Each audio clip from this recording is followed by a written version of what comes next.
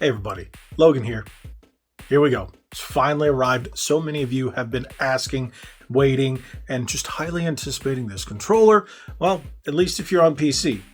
What is that? Well, yeah, you know, G7 Pro 8K PC Aimlabs edition. Now, you guys know how I feel about the G7 Pro prior models, the original ones. That D-pad just didn't do it for me. So from my understanding, it was fixed with the Zenless Zone Zero, but I did not review this one. This one was sent to me via GameSir. So thank you, GameSir, for reaching out and sending me this, but that doesn't mean I'm not going to give you my honest opinion. Will I hold back? No, I am still going to tell you how I feel about this and why I feel the way I do, because I definitely want you to make the right choice. And hey, if you don't listen to me, that's fine. Hopefully you get some entertainment out of this then. How about I shut up, let's unbox it and get into the video.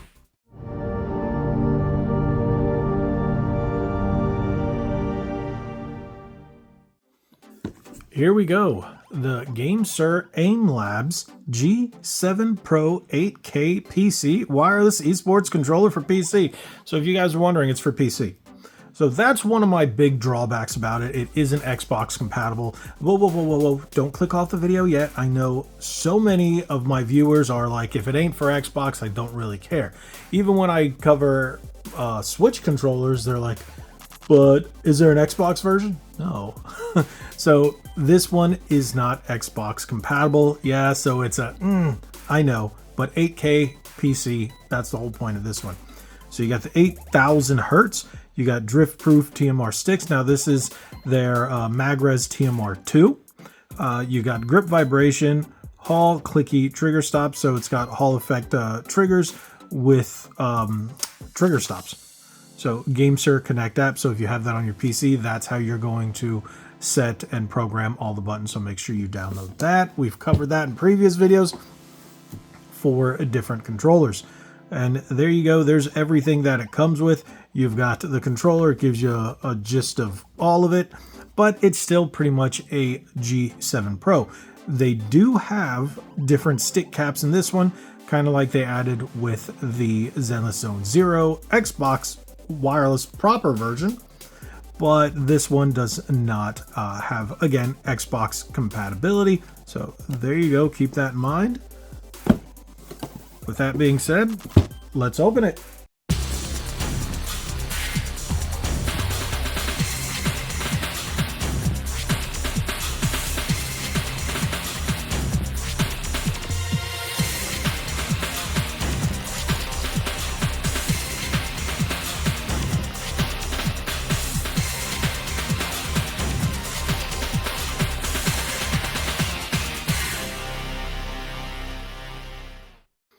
Okay, so I did not think this came with the dock, and here's the dock, because the dock isn't featured on the box.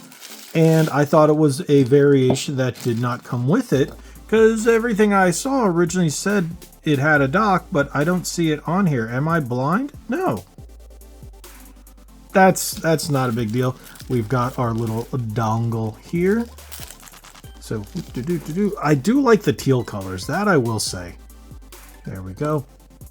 And then the D-pads. And these are the sticks.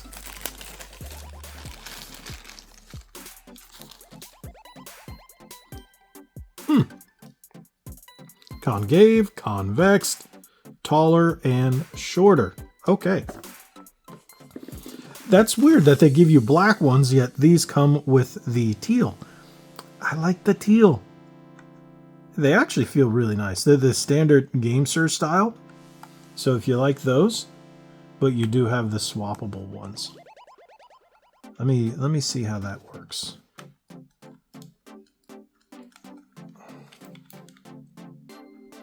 Okay. Yeah, I feel like I'm gonna break that. That D-pad already feels better. Not without even using it. It's like they fixed it, because the other one is so squishy and so loose, you could tell right away. I do like the looks. 8K polling rate, black body. I do like the matching triggers. The only thing is, if people do want to end up customizing it and they get the other shells and stuff that they offer, you still stuck with the teal buttons up here. But that actually feels better. I don't know. It feels much better built than the original G7 Pro. Now, one thing I am going to do is I'm going to compare it in another video to the standard G7 Pro, the one that is wired on Xbox, wireless on PC, and only 1000 hertz. So we'll take a look at that in an upcoming video. So if you guys haven't already, hit that subscribe button, turn that bell on for notifications so you know when that comes up. Alrighty.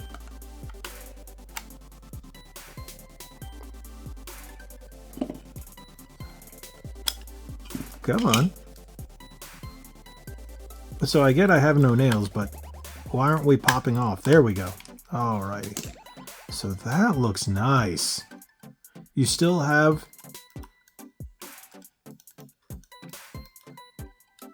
That looks really nice.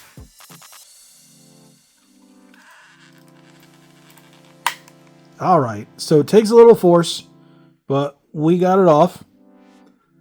Alright, let's take a look. Does it look like it has any specific way to pop that on? No, it doesn't. So let's just... No, you just pop it in there. Oh, that's nice, so you don't have to worry about that.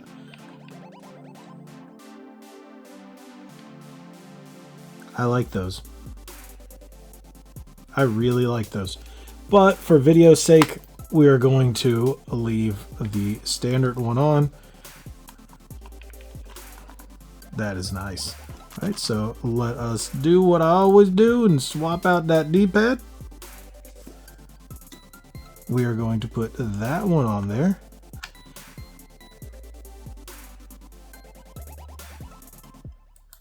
There we go.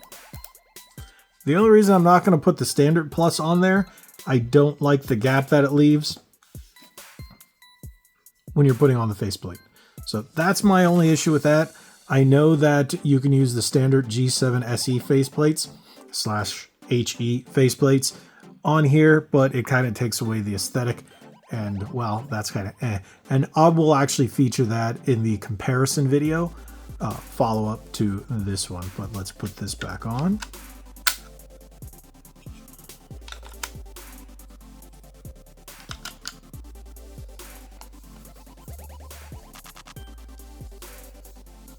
That is a hard plastic compared to the rubber on the back. It feels all right. I like it. I'm already going to say right away, just my initial impressions, this is a better built controller than the standard G7 Pro. Hands down. It feels much better in the hand.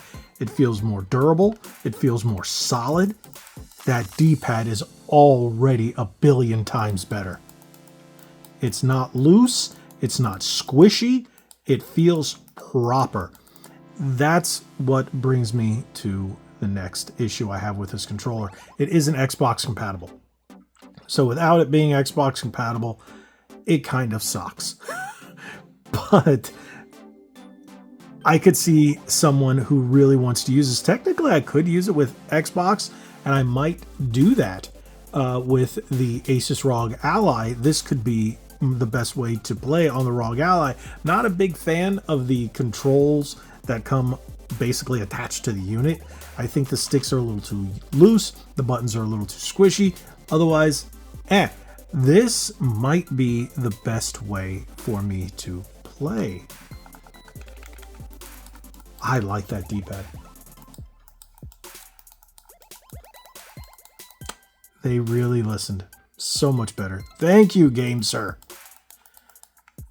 I swear I'm not going to spend the entire video just being impressed by the upgraded D-pad. It's even better than the Wu Chang. Two flappy paddles, trigger locks, all the same. Oh, they slide now. They slide much nicer. The other ones stick a little more. And you got your paddle locks.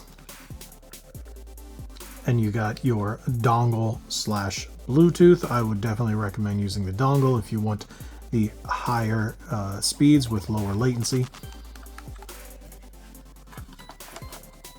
Dockable. I like this, and I like the matching braided cable. So far, so good. Now, I know a lot of you are going to ask, and I'll address it. I'll come out in front. You guys know my favorite 8K controller. Yes, we will have a video comparing this with the Razer Wolverine V3 8K for PC. Yes, that will be coming. So look for 2 more major videos, including this controller, later on in the coming weeks. So yeah. So I'm going to shut up. It's time to test it. Here we are. We're on GamePadlet.com. Now, this isn't the way I originally tried to record this. I've been having a lot of issues with latency programs and sites. Everything just doesn't seem to be working properly. And that's been the story of my life recently. So we're just going to head on over to trusty old GamePadlet to look at the consensus of the speeds. Now, if you guys have been following the channel, I've been using controllertest.org, but there's a back-end issue, and that was always the easiest and the best way to show you some of the best latency numbers. But I've been searching for other sites, and they just don't stack up. So until then, this is going to be my default. This isn't the way I want it to, but previously on the other sites that it just looked terrible, the numbers I could tell you were pretty much equivalent to what you're going to see here. And honestly, that's why I decided to show you this. So just that little disclaimer before we get a little further into it. So GameSir G7 Pro 8K, this is the Aimlabs, as you can see right here, wired A+ and wireless A+. So I do like how they've added this, but take this with a grain of salt. Use this on Windows. I'm going to tell you that right now. Use this on Windows. So we're going to go down here and take a look at cable mode is going to be your highest performance. No surprise there, because it is the least of all latency issues. So you're always going to get the highest performance, lowest latency when you're plugging it in directly with cable. So if you look at it here, a button and a joystick. Joystick has 0.85 milliseconds and cable has 1.37. So this is about the consensus on a lot of them. You're looking at that 1.3. We got one outlier at 1.9. Same thing with the stick over here. We got a couple of outliers, but on average, it looks like you're sitting around, wow, these are more all over the place compared to these. So here you're looking at about, we'll say it's about 1.3, 1.4 on average for button latency on cable. So if you're looking at this input, but if you go down here, cable switch Sony, not sure what that is unless they're talking about a mobile device. Zinput down here on cable, and switch, yes, I know it's X input, but I always call it Zinput. And then if we're going down to the dongle, which is what I will be using it on in the gameplay section, you're looking at button latency around 3.5 on average, and then stick latency is still all over the place. But you're looking at, it seems to be that a 3.0 score. You've got a couple of outliers here that are rather high. Not sure what that's about. And then the Bluetooth. Bluetooth, it's really low for Bluetooth, so that's actually pretty nice. But again, these are a consensus. Now, if we're going down here, we'll take another look at all the specs and everything. They do not have the dead zone. So I am actually a little sad that they do not have the dead zones here. But one thing I will say with the test I did do, and again, I wish it was a much more comprehensive visual assessment of what I'm trying to come across here. There's no dead zone. It's 0. So like, you breathe on the stick and it moves. So I can definitely tell you that, and I'll give you a little bit more once we start playing. But through the test I used, one, it looked horrible on the site, and it didn't the information didn't come across the way that I would like it to. So the best I can tell you is this is a fantastically fast controller. So let's take a look a little further. Internal D-pad buttons mechanical, main buttons mechanical, sticks TMR, again MagRes 2. These are all your layouts, everything I went through in the beginning. Yes, there is gyro, no NFC, switch wake up for OG switch. Okay, that has to be tested in the future because we'll see. Analog triggers and, well, there is digital as well with the trigger locks. Dock and Type-C, firmware, macros, all that other fun stuff. You can do it through the GameSir Connect. Android, iOS, Linux, Mac, Nintendo Switch, no PlayStation, Windows, and no Xbox. So I'm going to take a look further into the other platforms because nowhere is it listed and it isn't really designed for those. But there are a lot of controllers that are not designed for the Switch that I've seen work with the Switch. The thing is, Mac and Linux, you're never going to get the same performance that you get out of PC when they're designed specifically for PC. And that's something I've learned from friends who are actually PC buffs. Unlike myself, yes, I did work for Microsoft, but am I the biggest PC buff? No. There are people that know a lot more than I do, and yes, if you're going to be using something like this, you definitely want to be using it with PC, and well, that's where most people play anyway. All right, so with this out of the way, let's get into the gameplay. All right, so I'm testing this in Halo Master Chief Collection on PC because, well, first-person shooter, and I want to get a feel for the controller in a game that I'm very familiar with.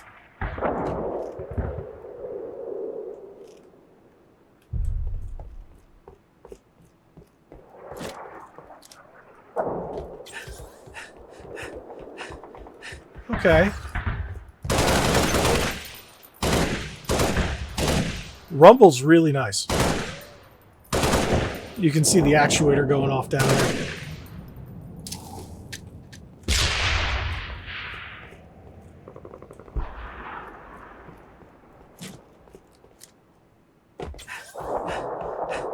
Still feels weird now pressing the X button in order to sprint.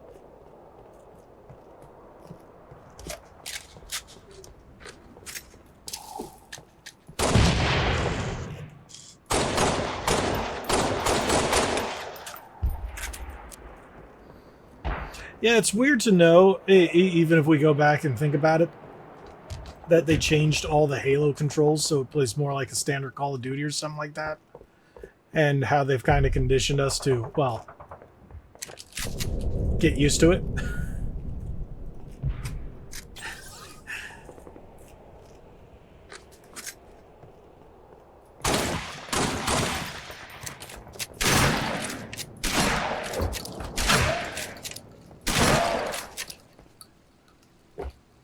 It feels really good.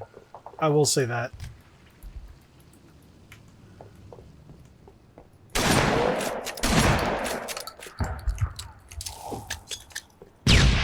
Very quick, very responsive.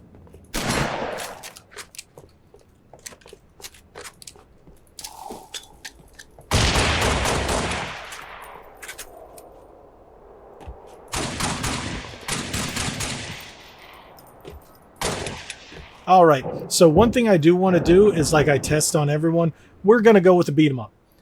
What better one? Well, it's here on my Xbox. Oh, nope, Game Pass on PC. Shredder's Revenge. Let's go to it.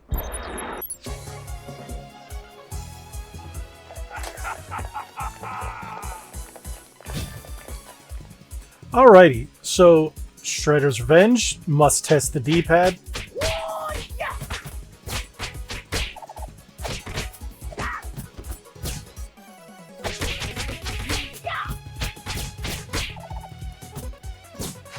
Significantly better.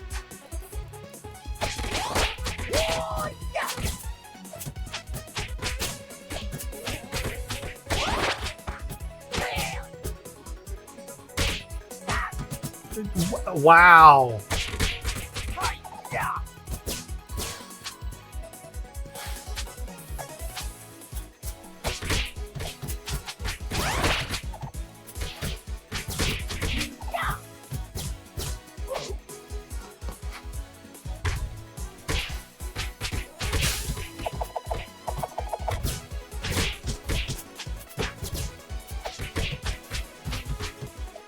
Okay, I'm going to tell you right now, fantastic. Fantastic. Fantastic. They significantly improved the D-pad. Now, I'm hoping that every model of the G7 Pro going forward has this D-pad. Even if they come out with more wired versions on the Xbox with an improved D-pad, I would use that over most other wireless controllers. Definitely over a lot of the other wired controllers I've been using. Fantastic. This is great for any game you're going to be playing on PC. I'm actually not going to be using it on PC. I don't play on PC. I play PC games on handheld on the ROG Ally. I'm going to be using this with the ROG Ally. Hands down. Fantastic controller. I like it. GameSir, you really stepped up the game with this one. Now make sure the next Xbox offering gives us all this, and it will be the perfect controller. So thank you guys so much for watching. Thank you for sticking in there with me, going back to doing some things, certain things, different things, but fantastic controller overall. I hope you enjoyed this. Definitely, if you want an 8K controller for the PC, I would definitely recommend this one. Thumbs up. Thank you guys so much for watching. If you haven't already, hit that subscribe button, hit that like button, share this video. God bless each and every one of you. Like what I was saying, be legendary. Thanks again.